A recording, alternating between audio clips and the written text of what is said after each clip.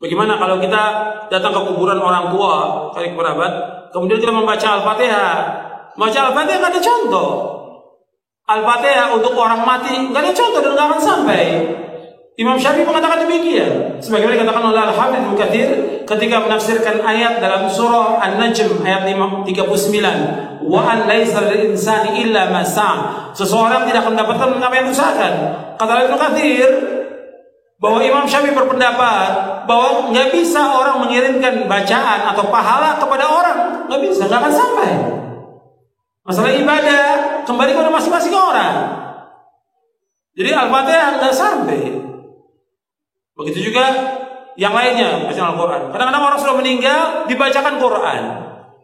Orang disuruh membaca Al-Quran di mana? Di rumah. Terutama surah Al-Baqarah, di masjid baca Al-Quran, bukan di kuburan. Al-Quran ini diturunkan oleh Allah untuk ancaman kepada siapa? Orang hidup, orang mati. Di surah Yasin ayat 70 Allah berfirman, liyunzira man kana hayyan wa yahiqqal qawlu 'alal kafirin. Bahwa Al-Quran diturunkan Allah untuk mengancam orang yang hidup, hayyan, orang yang hidup, bukan orang mati. Kok orang mati dibacakan Quran? Manfaatnya apa? Enggak ada manfaatnya. Disuruh kita baca Al-Quran di rumah kita. Kata Nabi, la taj'alu buyutakum maqabira inna syaitana yanfiru minal baiti alladhi tuqra'u fi suratul Baqarah. Jangan kamu jadikan rumah kamu seperti kuburan. Sesungguhnya syaitan lari dari rumah yang membacakan surah Al-Baqarah. Enggak ada para sahabat membacakan Quran di kuburan, enggak ada. Kemudian juga mengirimkan Al-Fatihah kepada Nabi juga enggak ada. Ini kan banyak orang setiap hari dari majelis ila hadratin Nabi Al-Fatihah. Dari mana dalilnya? Dari mana dalilnya? Dari mana? Yang disuruh kita membanyakan apa? Sholawat kepada Nabi, bukan baca Al-Fatihah. Kenapa enggak Al-Baqarah? Kenapa enggak Ali Imran? Kenapa enggak An-Nisa? Kenapa enggak Al-Maidah? Kok Al-Fatihah? Enggak ada dalilnya. Di Quran maupun di hadis Nabi yang sahih, enggak ada para sahabat kumpul, ayo kita baca Al-Fatihah untuk Nabi. Enggak pernah ada. Enggak ada sebuah riwayat yang demikian dan enggak akan sampai. Perhatikan, yang Nabi mau kepada umatnya apa? Ittiba, mengikuti beliau, bukan mengirimkan Al-Fatihah. Nabi sudah tempatnya di surga yang paling tinggi. Nabi itu Firdaus al-A'la yang paling tinggi. Yang pertama kali membuka pintu surga siapa? Rasulullah SAW. Kita kayak banyak amalan aja mengirimkan Fatihah ke Rasulullah. Disuruh ittiba kepada beliau. Yang Allah perintahkan salawat ke Nabi sesuai dengan sunnah. Bismillahirrahmanirrahim. Qala Ibnu Taimiyah anna al-mayyita yantafi'u bi qira'atil Qur'ani kama yantafi'u bil ibadatil maliyati min as-sadaqati wa nahwiha. Wa qala Ibnu al-Qayyim fi kitab ar-Ruh afdalu ma yuhda ila al-mayyiti as-sadaqatu wal istighfaru والدعاء له والحج عنه وأما قراءة القرآن وإهداؤها إليه تطوعا من غير أجر فهذا يصل إليه كما يصل إليه ثواب الصوم والحج. Sebagaimana dimaklumi bahwa membaca Al-Quran, membaca Al-Fatihah yang kemudian pahalanya diberikan kepada ahlul kubur adalah tradisi orang-orang Indonesia, lebih khususnya orang-orang Nahdlatul Ulama. Apakah mereka melakukan itu karena berlandaskan nafsu atau karena kebodohan mereka?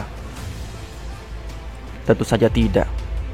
Karena para ulama sudah menuliskan di dalam kitab-kitab tentang bolehnya dan sampainya pahala bacaan Al-Quran kita kepada ahli kubur. Namun saya tidak akan membacakan pendapat-pendapat ulama-ulama kami. Saya akan membacakan pendapat dari Ibnu Taimiyah, junjungannya Syekh Muhammad bin Abdul Wahhab Al-Wahabi, bahwasannya Ibnu Taimiyah mengatakan bahwa annal mayyit yantafi'u biqira'atil Qur'an kama yantafi'u bil ibadatil maliyati minas sadaqati wa nahwiha. sesungguhnya mayit bisa mengambil manfaat dengan bacaan Al-Quran, sebagaimana mayit itu bisa mengambil manfaat dengan ibadah-ibadah yang bersifat harta maliyah, baik itu sedekah dan yang lainnya. Juga disampaikan oleh Ibnul Qayyim, junjungan mereka. Apa kata beliau? Wa amma qira'atul Qur'ani wa ihda'uha ilaihi tatawu'an min ghairi ajrin. Adapun membaca Al-Quran dan menghadiahkan pahalanya kepada mayit, tatawu'an min ghairi ajrin, dengan sukarela tanpa ada bayaran, maka ini sampai kepada mayit sebagaimana sampainya pahala puasa dan pahala haji. Terlalu banyak untuk saya bacakan semua. Saya hanya akan membacakan dalil ziarah ke kuburnya orang tua dan membaca Al-Quran di sana, agar kita tidak disangka orang-orang yang ahli bid'ah, orang-orang yang jahil beramal hanya sesuai dengan tradisi. Oh bukan mas, jangan langsung menyimpulkan begitu Ferguson. Bismillahirrahmanirrahim. Faqad rawa al-Hakim an Abi Hurairah radhiyallahu anhu. Maka sungguh telah meriwayatkan Imam Al-Hakim itu dari sahabat Abi Hurairah radhiyallahu an. Apa kata beliau? Man zara qabra walidayhi aw ahadihima fi kulli jum'atin.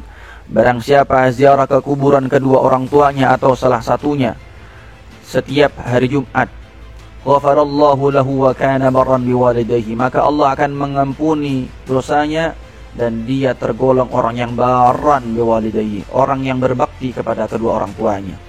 Dalam riwayat lain dikatakan man zara qabra walidayhi aw ahadima faqara 'indahu Yasin wal Qur'anil Hakim.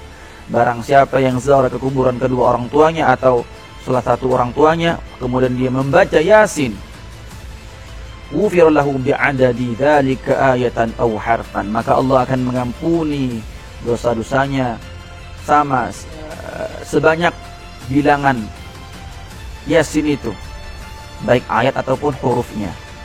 Wa fi riwayatin man zara qabra walidayhi aw ahadima kana kahajjatin. Jangan menganggap kami ini penyembah kubur, kami ini beramal hanya mengikuti nafsu, karena mengikuti tradisi kami sehingga kami dituduh seperti orang-orang syirik. Bahwasannya menyembah atau beramal itu karena wajadna alaihi aba'ana, karena kami menemukan orang-orang tua kami melakukan ini, akhirnya kami melakukan. Oh tidak, semua berlandaskan dalil. Begitu ya Mas Yazid Jawas. Semoga bermanfaat. Assalamualaikum warahmatullahi wabarakatuh.